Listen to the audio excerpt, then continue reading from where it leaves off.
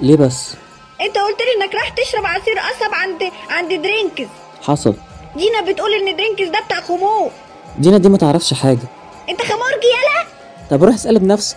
لا، ما انا رحت اقرب محل ولقيت ناس واقفه كتير وما لقيتش البتاعه بتاعت عصير القصب اللي هما بيدخلوا فيها العصير القصب دي، ولا لقيت عصير قصب اصلا يا كذاب. يا امل ده عصير قصب جاهز في ازايز. عصير قصب جاهز في ازايز. يا روحي خلاص ما تزعلش، ظلمتك. مش تتأكدي الاول؟ وانا اعرف منين ايه؟ طب ليه كل الازايز لونها اخضر؟ لون القصب يا هبلة. لا، في ازايز لونها ابيض. ده بقى سيفن.